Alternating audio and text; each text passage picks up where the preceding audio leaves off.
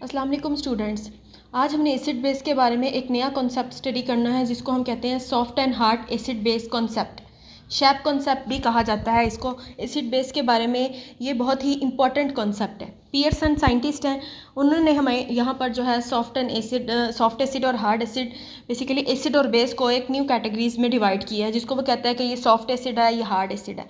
अब इसका principal basically base किस चीज़ पर करता है, हमने जो है लास्ट लेक्चर में हमने पढ़ा था, लिविस एसिड बेस कॉन्सेप्ट पढ़ा था हमने।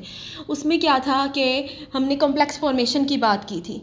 अब कॉम्प्लेक्स फॉर्मेशन तो हमने लिविस कॉन्सेप्ट के अकॉर्डिंग कर ली है, लेकिन उन कॉम्प्लेक्सेस की स्टेबिलिटी के बारे में लिविस ने हमें कोई इन्फॉर्मेशन नहीं दी।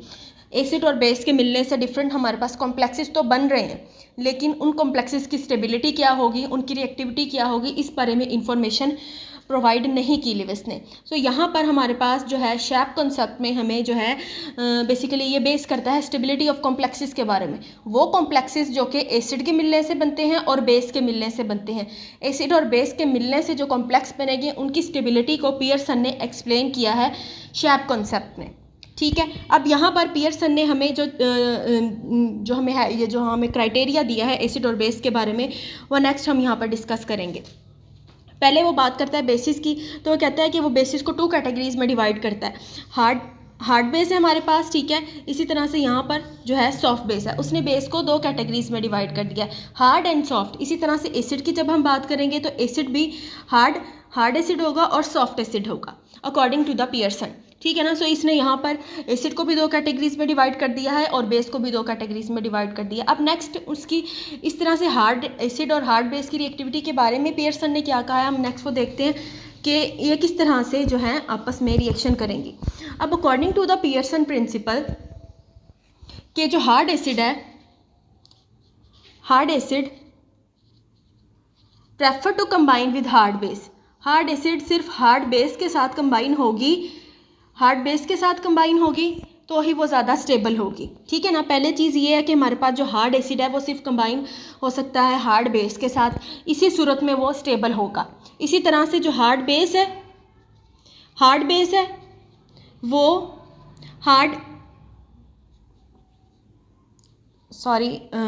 सॉफ्ट, यहाँ पे हमने लिखना है सॉफ्ट, जो हमारे पास जो है एसिड्स हैं prefer to combine with soft base.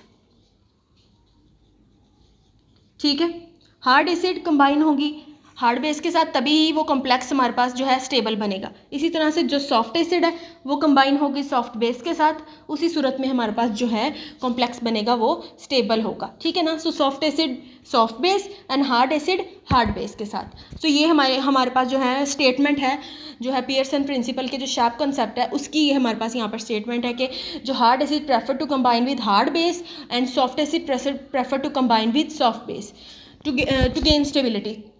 इसी सूरत में हमारे पास यहाँ पर ये जो कॉम्प्लेक्सेस बनेंगे वो स्टेबल होंगे। तो अब नेक्स्ट यहाँ पर इनकी एग्जांपल डिस्कस कर लेते हैं।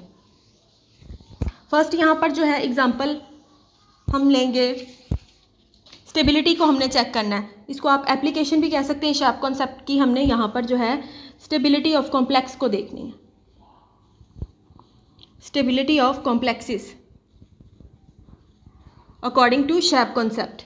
ठीक है, अब मैं यहाँ पर एग्जांपल ले रही हूँ सिल्वर आयोडाइड। मैंने एक यहाँ पर Ag2 का एक कॉम्प्लेक्स ले लिया। ठीक है ना। अब ये एग्जांपल मैंने लिया, इसमें हमारे पास जो Ag है पॉजिटिव, ठीक है ना, और यहाँ पर हमारे पास आयोडाइड आयन मौजूद होगा। अब Ag positive basically soft acid और जो I नेगेटिव है सॉफ्ट बेस है। सो हमारे पास ये जो कॉम्प्लेक्स बना है Ag2 का जो कॉम्प्लेक्स यहाँ पर मौजूद है, ये कैसे बना है, सॉफ्ट एसिड और सॉफ्ट बेस के मिलने से। तो मैं इसको कहूँगी कि ये यहाँ पर एक स्टेबल कॉम्प्लेक्स है। वो कॉम्प्लेक्स जो कि सॉफ्ट एसिड और सॉफ्ट बेस के मिलने से बनेंगे वो हमारे पास यहाँ पर स्टेबल होंगे। इसके अलावा अगर हम यहाँ पर एक कॉम्प्लेक्स की एग्जाम्पल मैं और ले रही हूँ AgF2। ठीक है ना। अब ये कॉम्प्लेक्स है, अब Ag का मैंने आपको क्या बताया कि सॉफ्ट एसिड है, लेकिन F2 यहाँ पर जो मौजूद है वो क्या है, हार्ड बेस है, हार्डेस्ट बेस है। फ्लोरीन हमारे पास जो यहाँ पर मौजूद होगी वो हार्डेस्ट बेस होगी। ठीक है ना। तो यहाँ पर ये जो कॉम्प्लेक्स बन रहा है सॉफ्ट एसिड और हार्ड बेस के मिलने से, सो ये कॉम्प्लेक्स यहाँ पर स्टेबल नहीं होगा। ठीक है ना। सो यहाँ पर मैंने आपको कंपैरिजन करके बता दिया है कि सॉफ्ट एसिड और सॉफ्ट बेस का कॉम्प्लेक्स है, और जो हमारे पास यहाँ पर सॉफ्ट एसिड और हार्ड बेस का कॉम्प्लेक्स बन रहा है वो स्टेबल नहीं होगा। ठीक है ना। कॉम्प्लेक्स स्टेबल उसी सूरत में होगा कि जब सॉफ्ट एसिड कंबाइन होगी सॉफ्ट बेस के साथ, या हार्ड बेस कंबाइन होगी हार्ड एसिड के साथ। ठीक है, ये हमारे पास यहाँ पर इसकी जो है फर्स्ट एग्जांपल है। इस तरह से जो है हम कॉम्प्लेक्सेस की स्टेबिलिटी को स्टडी कर सकते हैं। नेक्स्ट यहाँ पर एक और एग्जांपल हम ले लेते हैं एसिटाइल फ्लोराइड की, CH3COF, CH3C। अब यहाँ पर भी हमारे पास दो पार्ट मौजूद हैं, CH3CO नेगेटिव, ठीक है, CH3CO हमारे पास यहाँ पर मौजूद है, और हमारे पास यहाँ पर मौजूद है फ्लोराइडाइन। ठीक है ना। अब ये दो चीज़ें यहाँ पर मौजूद हैं। ये हमारे पास यहाँ पर ये वाला जो पार्ट है इसको हम कहेंगे कि ये हार्ड एसिड है, और ये जो हमारे पास पार्ट मौजूद है this one is hard base. So हमारे पास ये जो एसिटाइल फ्लोराइड का जो कॉम्प्लेक्स बना है, कैसे बना है, hard acid by the combination of hard acid and hard base. So इसको, इस कॉम्प्लेक्स को हम क्या कहेंगे कि ये यहाँ पर क्या होगा, स्टेबल होगा। ठीक है ना। हार्ड एसिड और हार्ड बेस के मिलने से हमारे पास ये कॉम्प्लेक्स बना है। This one is hard acid, charge हमारे पास पॉजिटिव होता है और बेस पे चार्ज नेगेटिव। हार्ड एसिड और हार्ड बेस के मिलने से हमारे पास ये एसिटाइल फ्लोराइड का कॉम्प्लेक्स बना है, तो ये यहाँ पर स्टेबल होगा। सो basically this is the main concept of shape concept. Shape basically जो पियर्सन का जो प्रिंसिपल है उसका मेन कॉन्सेप्ट ये है हमारे पास यहाँ पर कि soft combines with soft and hard combine with hard. ठीक है। अब ये जो हमारे पास शैप प्रिंसिपल है हमें काफ़ी सारी जो है काफ़ी सारी चीज़ों के बारे में इंफॉर्मेशन देता है। अब हमने स्टेबिलिटी ऑफ कॉम्प्लेक्सेस की तो बात कर ली, अब शैप प्रिंसिपल की हम यहाँ पर मज़ीद जो है एप्लीकेशंस देखेंगे कि किस तरह से हम उसको स्टडी कर सकते हैं। ठीक है। अब यहाँ पर हमने स्टेबिलिटी की बात कर ली, वो भी पहली एप्लीकेशन है। नेक्स्ट हम यहाँ पर बात करेंगे रिएक्शन रेट के बारे में। रिएक्शन रेट कि हमें किस तरह से रिएक्शन रेट के बारे में पता चलेगा शैप कॉन्सेप्ट में।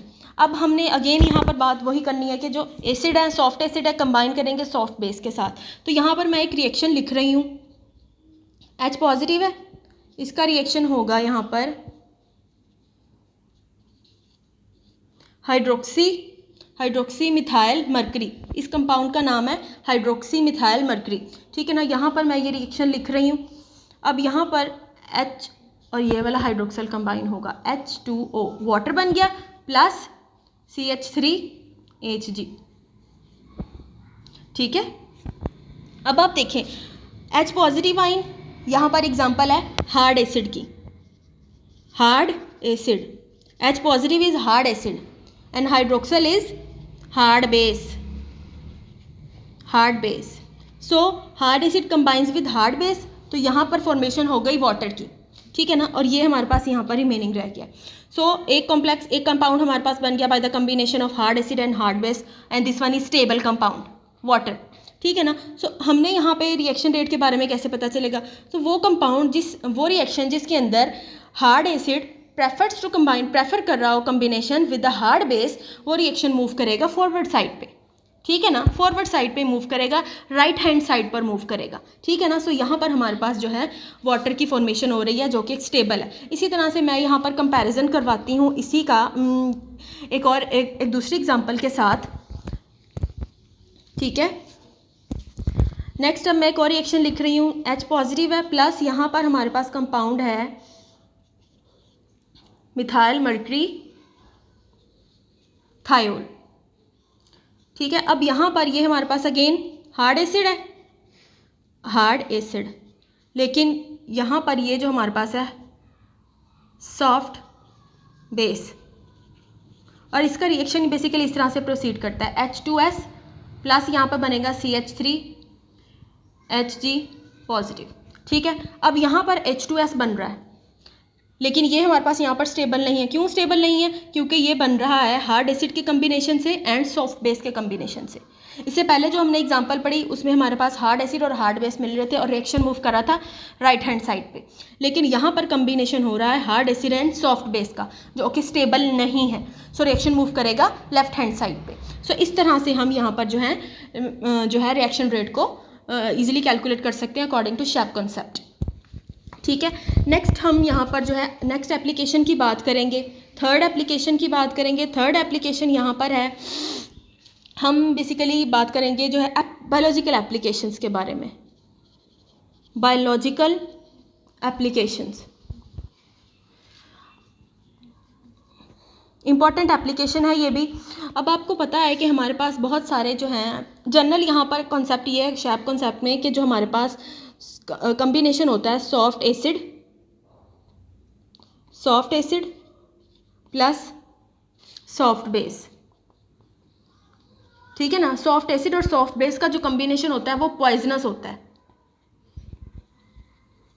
ठीक है, पॉइजनस होता है। अब हमने यहाँ पर इसको किस तरह से प्रूव करना है। अब हमारी बॉडी बायोलॉजिकल एप्लीकेशन है तो हम यहाँ पर लिविंग ऑर्गेनिज्म की बात करेंगे।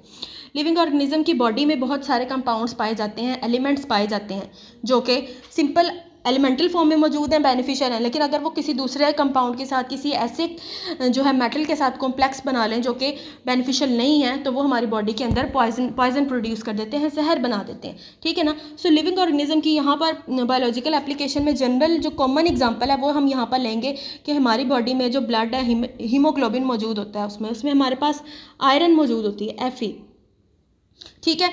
अब ये आयरन, ठीक है, कॉम्प्लेक्स बनाएगी अगर इंसानों का कांटेक्ट कार्बन मोनोऑक्साइड के साथ हो जाए, CO कार्बन मोनोऑक्साइड इसको हम बोलते हैं, कार्बन मोनोऑक्साइड, ठीक है ना। अब कार्बन मोनोऑक्साइड जहाँ पर भी मौजूद होगी अगर ह्यूमंस का इसके साथ कांटेक्ट हो रहा है तो बेसिकली ये इसकी वजह से इंसानों का दम घुटता है और मौत भी वाक़या हो जाती है। उसका रीज़न क्या है?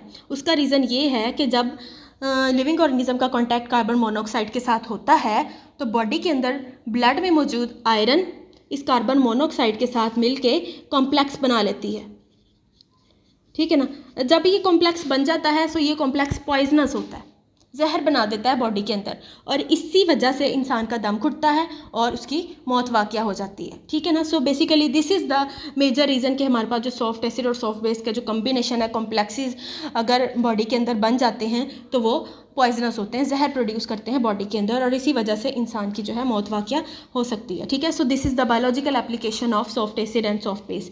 नेक्स्ट हम जो है कैटालिटिक एक्टिविटी की बात करेंगे। हेट्रोजीनस कैटालिसिस, जिसमें हमारे पास कैटालिसिस की बात करेंगे। अब यहाँ पर भी हमारे पास जो कॉम्प्लेक्सेस, अगेन मैं यहाँ बात करूँगी कि हमारे पास जो कॉम्प्लेक्सेस होते हैं soft acid and soft base की, मैंने पहले भी बता दिया है कि सॉफ्ट एसिड और जो सॉफ्ट बेस के जो कॉम्प्लेक्सेस होते हैं वो पॉइजनस होते हैं, ठीक है ना, ठीक है ना, पॉइजनस होते हैं। अब पॉइजनिंग ऑफ, यहाँ पर हम बात करेंगे poisoning of catalyst. Poisoning of catalyst, अब आपको पता है कि हम बहुत सारे जो केमिकल रिएक्शंस है, जनरल रिएक्शंस है, उसके अंदर प्लाटिनम को एज अ कैटलिस्ट यूज़ करते हैं, प्लाटिनम यूज़ करते हैं, इसके अलावा प्लेडियम यूज़ करते हैं, ठीक है ना। बहुत सारे जो रिएक्शंस है कॉमनली ये these catalyst are commonly used, ठीक है ना। इन कॉमनली यूज कैटलिस्ट को हम केमिकल रिएक्शंस के अंदर जब यूज़ करते हैं तो होगा ये कि अगर उस केमिकल रिएक्शन के अंदर जहाँ पर हम प्लाटिनम एंड प्लेडियम को यूज़ करें, ये बेसिकली यहाँ पर सॉफ्ट एसिड की तरह एक्ट करेंगे, ठीक है ना। तो अगर उस केमिकल रिएक्शन के अंदर इनका कॉन्टैक्ट फॉर एग्जांपल फास्फोरस के साथ हो जाए, ठीक है ना, सिलीनियम के साथ हो जाए, कोई भी ये phosphorus selenium these act as a soft base, ठीक है ना। उस केमिकल रिएक्शन के अंदर अगर इस सॉफ्ट एसिड का कॉन्टैक्ट किसी सॉफ्ट बेस के साथ हो जाए, सो ये जो हमारे पास सॉफ्ट बेसिस होती हैं ना, इन कैटलिस्ट को पॉइजन कर देती हैं, इन कैटलिस्ट को डिस्ट्रॉय कर देती हैं, या आप कह देती हैं इन कैटलिस्ट को कंटामिनेटेड कर देती हैं, इम्प्योर कर देती हैं सॉफ्ट बेसिस, ठीक है ना। तो ओवरऑल जब भी हमारे पास किसी भी कैटलिस्ट का, मेटल कैटलिस्ट का फॉर एग्जांपल इम्पोर्टेंटली जो है कॉन्टैक्ट किसी भी सॉफ्ट बेस के साथ होगा, सो वो उसको कंटामिनेट कर देंगी, उसको उसके अंदर जो है बहुत सारी इम्प्योरिटीज़ को प्रोड्यूस कर देंगी, इम्प्योरिटीज़ बना देंगी, जिसकी वजह से जो कैटलिस्ट है उसकी एक्टिविटी डिस्ट्रॉय हो जाएगी, एक्टिविटी वो केमिकल रिएक्शन के अंदर एज अ कैटलिस्ट बेहतर तरीके से काम नहीं कर सकेगा। सो ओवरऑल ये हमारे पास यहाँ पर रोल होगा मेटल कैटलिस्ट का, और मेटल की जो मेटल कैटलिस्ट होते हैं उनकी पॉइजनिंग हो जाती है सॉफ्ट बेस की वजह से और उसी केमिकल रिएक्शन के अंदर मौजूद सब्स्टिट्यूएंट्स की वजह से, ठीक है। अब हम नेक्स्ट यहाँ पर बात करेंगे मेटल्स को ही हम नेक्स्ट लेके चलते हैं। हेट्रोजीनस कैटालिसिस की बात होगी, यहाँ पर मेटल मेटल बॉन्ड की बात करेंगे हम कि जो हमारे पास शैप कॉन्सेप्ट है मेटल मेटल बॉन्ड पे क्या इफेक्ट करेगा, मेटल मेटल बॉन्ड, ठीक है ना। अब जीरो वैलेंट जो स्टेट, अगेन हमारे पास जो पिछले 2-3 पॉइंट्स चल रहे हैं soft acid and soft base के बारे में ही चल रहे हैं कि मेटल्स का सॉफ्ट एसिड सॉफ्ट बेस के साथ क्या जो हमारे पास लिंक बनता है। अब यहाँ पर हम बात करेंगे मेटल मेटल बॉन्ड की, ठीक है, मेटल मेटल बॉन्ड इंटरप्रिटेशन हम यहाँ पर करेंगे। अब होगा ये यहाँ पर कि मेटल और metal, basically metal metal bond, यहाँ पर हम बॉन्ड बनाने की बात कर रहे हैं तो अगेन सॉफ्ट एसिड और जो हमारे पास सॉफ्ट बेस मौजूद है प्लस यहाँ पर सॉफ्ट बेस, बॉन्ड इसी का बनेगा। अब मैं यहाँ पर, अब मैं मेटल को यहाँ पर सॉफ्ट एसिड भी कह रही हूँ और सॉफ्ट बेस भी कह रही हूँ। ये किस सूरत में होगा, मेटल की जब जीरो वैलेंट स्टेट होगी, zero valent state, zero valent state पर कोई भी मेटल सॉफ्ट एसिड के तौर पर भी एक्ट कर सकती है और सॉफ्ट बेस के तौर पर भी एक्ट कर सकती है। कब, जीरो वैलेंट स्टेट पे, जब किसी भी मेटल की, फॉर एग्जांपल यहाँ पे आयरन की ये जीरो वैलेंट स्टेट है, तो इस स्टेट पर जो आयरन है वो सॉफ्ट एसिड भी हो सकता है और सॉफ्ट बेस की तरह एक्ट भी कर सकता है। मींस कि इलेक्ट्रॉन्स को गेन करने की एबिलिटी भी रखता है और इलेक्ट्रॉन्स को लूज करने की एबिलिटी भी रखता है, ठीक है ना। सो अगेन यहाँ पर इसी चीज़ को मेटल मेटल बॉन्ड इसी सूरत में बनेगा जब हमारे पास जो है मेटल जीरो वैलेंट स्टेट से मौजूद होंगी और वो एसिड की तरह भी एक्ट, सॉफ्ट एसिड की तरह भी एक्ट करेंगी और सॉफ्ट बेस की तरह भी एक्ट करेंगी। और इसी के रिजल्ट में हमारे पास जो बहुत सारे कॉम्प्लेक्सेस बनते हैं जो कि पॉइजनस होते हैं।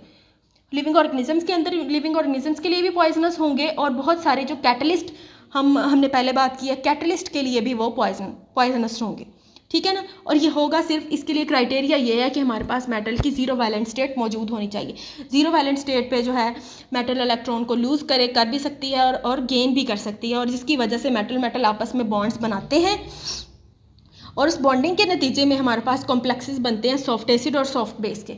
और जो soft acid and soft base complexes होते हैं वो डेंजरस होते हैं, पॉइजनस होते हैं, ठीक है ना। So overall this is the concept of heterogeneous catalysis कि हमारे पास ह्यूमंस के अंदर इनका ये क्या रोल होगा और एज अ कैटलिस्ट किस तरह से जो है रोल प्ले करेंगी। इसके बाद नेक्स्ट हम बात करेंगे स्टेबिलिटी ऑफ हैलोजन एसिड्स के बारे में कि शैप कॉन्सेप्ट हैलोजन एसिड के बारे में किस तरह से एक्सप्लेन करता है। Stability of halogen acid, halogen acid क्या होता है, हैलोजन हमारे पास फ्लोरीन, क्लोरीन, ब्रोमीन और आयोडीन। एसिड क्या होगा जब इस फ्लोरीन के साथ H मिल जाएगा, इसी तरह से HCl, HBr, HI, these are the halogens acid. अब यहाँ पर हमने बात करनी है stability of halogen acid according to the shape concept क्या होगी, हम किस तरह से जो है स्टेबिलिटी को स्टडी कर सकते हैं शैप कॉन्सेप्ट के थ्रू। अब यहाँ पर मैं एक जनरल रिएक्शन लिख रही हूँ, HX यहाँ पर हैलोजन को कहेंगे, ठीक है ना, प्लस यहाँ पर वाटर, रिएक्शन होगा H3O पॉजिटिव प्लस यहाँ पर बन गया X नेगेटिव। अब ओवरऑल यहाँ पर क्या मैं कर रही हूँ कि मैंने हैलोजन एसिड लिया, उसको मैं वाटर के अंदर डिजोल्व करके उसकी डिसोसिएशन करवा रही हूँ। तो मेजरली यहाँ पर जो रिएक्शन होगा वो ये होगा कि हमारे पास जो हाइड्रोजन है, वाटर में से जो हाइड्रोजन निकलेगा हैलोजन के किसी भी हैलाइड आयन के साथ मिलके कॉम्प्लेक्स बना लेगा। अब से मैं यहाँ पर कहती हूँ कि हमारे पास जो है हाइड्रोजन में से जो वाटर में से हमारे पास आ गया प्रोटॉन H पॉजिटिव क्या है हमारे पास, हार्ड एसिड है, हार्ड एसिड प्लस यहाँ पर मैं ले रही हूँ fluoride ion F negative halogen में से, यहाँ से मैंने ले लिया, ये X है, इसको मैंने यहाँ पे कह दिया कि ये फ्लोराइड है। अब फ्लोराइड यहाँ पर क्या है, हार्डेस्ट बेस है। अब इन्होंने आपस में कॉम्प्लेक्स बना लिया, हार्ड एसिड है और हार्ड बेस कंबाइन करके एक हमारे पास यहाँ पर स्टेबल कॉम्प्लेक्स बनाएंगे, HF बन गया, ठीक है ना, हाइड्रोजन फ्लोराइड, हाइड्रोफ्लोरिक एसिड इसको बोलते हैं, ठीक है। अब बेसिकली ये कॉम्प्लेक्स तो यहाँ पर बन गया with the combination of hard acid and hard base. So ये जो HF एसिड होता है ना, लीस्ट डिसोसिएटेड होता है, इसकी डिसोसिएशन करवाना बहुत मुश्किल होती है, क्यों, क्योंकि इसके अंदर स्ट्रॉन्ग फोर्सेस पाई जाती हैं। अब कोई भी चीज़ जिसके अंदर स्ट्रॉन्ग फोर्सेस हों उसको तोड़ना मुश्किल होता है ना, इसीलिए हमारे पास यहाँ पर HF है, इसके अंदर जो फोर्सेस होती हैं वो स्ट्रॉन्गर होती हैं, इसलिए यहाँ पर HF को तोड़ना मुश्किल होता है। सो हमारे पास यहाँ पर जो है ओवरऑल जब हम स्टेबिलिटी की बात करेंगे, इसको हम HF को लीस्ट जो है लीस्ट डिसोसिएटेड मॉलिक्यूल कहेंगे, ठीक है। और हमारे पास यहाँ पर जो स्टेबिलिटी का ऑर्डर होगा वो किस तरह से होगा, HF, ठीक है, HCl, HBr और HI, ठीक है ना। तो सबसे कम जो है डिसोसिएशन, सबसे लीस्ट डिसोसिएटेड हमारे पास यहाँ पर HF होगा, ठीक है। उसके बाद HCl, उसके बाद HBr, सबसे ज़्यादा जो डिसोसिएशन होगी वो किस में होगी, वो हमारे पास यहाँ पर HI में होगी, ठीक है ना। तो ये सबसे वीक एसिड है, उससे कम ये, उससे कम ये और सबसे कम ये, ठीक है ना। तो यहाँ से बेसिकली ये हमारे पास जो है स्टेबिलिटी का ऑर्डर बनता है हैलोजन एसिड का, ठीक है ना। लीस्ट डिसोसिएशन, सबसे कम डिसोसिएशन को शो करेगी, ये वाला उससे ज़्यादा को शो करे, उससे ज़्यादा इससे ज़्यादा डिसोसिएशन को शो करेगा, HBr इससे ज़्यादा को शो करेगा और सबसे ज़्यादा ये जो हाइड्रोजन आयोडाइड है ये डिसोसिएशन को शो करेगा, ठीक है ना। और ये सबसे वीक एसिड है। अब HCl की जो स्ट्रेंथ होगी HF से ज़्यादा होगी, इसी तरह से नेक्स्ट हमारे पास जो है ये ऑर्डर मूव करेगा। नेक्स्ट हम यहाँ पर डिस्कस करेंगे, लास्ट पॉइंट है हमारे पास एप्लीकेशंस में सिम्बायोसिस।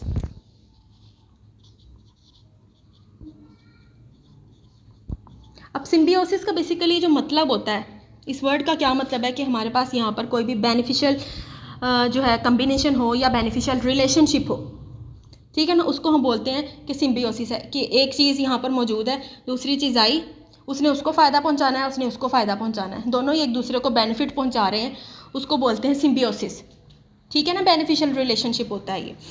अब यहाँ पर हम इसको किस तरह से स्टडी करेंगे, अब यहाँ पर हम सिंपली बात करेंगे कि हमारे पास यहाँ पर मौजूद है BF3, ठीक है ना, और हमारे पास यहाँ पर मौजूद है BH3, ठीक है। ये हमारे पास यहाँ पर दोनों ही कंपाउंड्स में बोरोन ट्राइफ्लोराइड और ब्रोम ट्राईहाइड्राइड है, यहाँ पर फ्लोराइड और हाइड्राइड यहाँ पर मौजूद है। अब यहाँ पर आप देखें, फ्लोरीन का आपको पता है क्या है, hard base, and this is hard acid. So basically BF3 is यहाँ पर, इसको हम क्या कहेंगे कि ये क्या है, हार्ड एसिड है, और इसको हम कहेंगे कि ये क्या है, सॉफ्ट बेस है, सॉरी सॉफ्ट एसिड है। अब वो किस तरह से है, दोनों में ही हमारे पास बोरोन मौजूद है। हमने इसकी एक्सप्लेनेशन ज़रा ध्यान से सुन लेनी है। यहाँ पर भी बोरोन मौजूद है, यहाँ पर भी बोरोन मौजूद है। इसको मैं हार्ड कह रही हूँ, इसको मैं सॉफ्ट कह रही हूँ, क्यों, क्योंकि बोरोन हमारे पास यहाँ पर बेसिकली बॉर्डर लाइन है, बॉर्डर लाइन एसिड और बेस है। बॉर्डर लाइन का मतलब होता है कि एक स्पेसिफिक बॉर्डर लाइन है, इस साइड पे एसिड मौजूद है, इस साइड पे बेस मौजूद है, तो बोरोन यहाँ पे होगा, ठीक है ना। सो बॉर्डर लाइन एसिड बेस इसको बोलते हैं, ठीक है ना। तो यहाँ पर अब ये डिपेंड, अब ये हार्ड एसिड होगा, BF3 हार्ड एसिड होगा या हार्ड बेस होगा, ये डिपेंड करता है उस सब्स्टिट्यूएंट पे जो कि इसके साथ अटैच है, ठीक है ना। अब कोई भी सब्सटेंस जिसको मैं हार्ड एसिड कह रही हूँ या हार्ड बेस कह रही हूँ, उसकी इनहेरिट प्रॉपर्टी नहीं होती, वो डिपेंड करती है कि उसके साथ कौन सा सब्स्टिट्यूएंट आके लगता है। तो यहाँ पर इस बोरोन के साथ लगा हुआ है फ्लोरीन, फ्लोरीन है हार्ड बेस, सो इसलिए मैंने इसको कह दिया कि ये हार्ड एसिड है। इसी तरह से यहाँ पर हमारे पास ये बोरोन है, ये बेसिकली बोरोन एसिड है, बोरोन यहाँ पर एसिडिक प्रॉपर्टी को शो करेगा, ठीक है ना, एसिड है। अब इसके साथ यहाँ पर हाइड्राइड आयन आके लगा हुआ है, H negative, H negative is the, इसको हम बेस कहेंगे और ये हमारे पास स्ट्रॉन्गेस्ट बेस होगी H नेगेटिव। जिस तरह से हम H पॉजिटिव को स्ट्रॉन्गेस्ट एसिड बोल रहे हैं, इसी तरह से H नेगेटिव यहाँ पर स्ट्रॉन्गेस्ट बेस होगी, ठीक है ना। अब यहाँ पर ये जो एसिड है हाइड्राइड आयन के साथ मिलकर BH3 बना रहा है, इसलिए मैं इसको यहाँ पर कह रही हूँ कि ये यहाँ पर सॉफ्ट एसिड है, क्योंकि इसके साथ यहाँ पर सॉफ्ट बेस लगी हुई है, ठीक है ना। ये हमारे पास यहाँ पर क्या है, बेस है, सॉरी, इसको हम यहाँ पर कहेंगे बेस, ठीक है। अब ओवरऑल सिम्बियोसिस किस तरह से हमने इसमें करवानी है, ये तो हमने एक्सप्लेनेशन देख ली। अब जब हम जो BF3 है, BF3 में मैंने, अब चूँकि इसके साथ ऑलरेडी फ्लोरीन लगा हुआ है, मैंने एक फ्लोराइड आयन और इसके अंदर ऐड कर दिया, मैंने बना दिया BF4। इसी तरह से ये हमारे पास यहाँ पर हाइड्राइड मौजूद है, इसको मैं इस तरह से लिखूँगी B2H4, ठीक है। इसके अंदर मैंने, इस हाइड्राइड में मैंने एक और हाइड्राइड आयन ऐड कर दिया, ये क्या है हमारे पास, हार्ड एसिड है, और ये हमारे पास क्या है, हार्ड बेस है। ये हमारे पास क्या है, हार्ड बेस है, और ये हमारे पास यहाँ पे क्या है, सॉफ्ट बेस है। ठीक है, अब होगा क्या, यहाँ पर मैंने यहाँ पर 2 हाइड्राइड आइंस को ऐड कर देना है। अब इसको मैं इस तरह से यहाँ पे लिखूँगी 2BH6। यहाँ पर हमारे पास BF3 मौजूद था, उसमें मैंने एक और फ्लोराइड को ऐड कर दिया। यहाँ पर हमारे पास B2H4 मौजूद है, उसके अंदर मैंने और हाइड्राइड्स को ऐड कर दिया। ठीक है ना। अब सिम्बियोसिस को हम यहाँ पर डिफाइन करेंगे कि कोई भी ऐसा सब्सटेंस जिसके अंदर ऑलरेडी ही कोई सॉफ्ट सेंटर या फिर कोई सॉफ्ट लिगेंड या सॉफ्ट बेस मौजूद हो, उसके अंदर हम मज़ीद एक और सॉफ्ट बेस ऐड कर दें, वो उसके साथ एक सिम्बियोटिक रिलेशनशिप बन जाता है। तो इस प्रोसेस को ओवरऑल कहते हैं सिम्बियोसिस। अब आप यहाँ पर देखें कि BF3 है, BF3 में ऑलरेडी फ्लोरीन मौजूद है, एक ऐसा कंपाउंड, एक ऐसा एसिड जिसके पास ऑलरेडी ही हार्ड बेस मौजूद है पहले से ही। मैंने उसके अंदर एक और हार्ड बेस ऐड कर दी, वही सेम हार्ड बेस मैंने इसके अंदर एक और ऐड कर दी और मैंने BF4 बना दिया। So this process is known as symbiosis. ठीक है ना। सो ओवरऑल ये जो कम्बिनेशन बना है सिम्बियोटिक कम्बिनेशन होगा। ठीक है ना। तो फ्लोरीन पहले से भी मौजूद है और मैंने एक और फ्लोरीन ऐड कर दी, यहाँ पर भी हाइड्रोजन पहले से मौजूद है और मैंने यहाँ पर हाइड्रोजन ऐड कर दी। सो हमारे पास इस जो कम्बिनेशन को बेसिकली कहते हैं symbiosis. So overall these are the main concept of shape principle, ठीक है, Pearson principle, and all these are the applications of shape principal.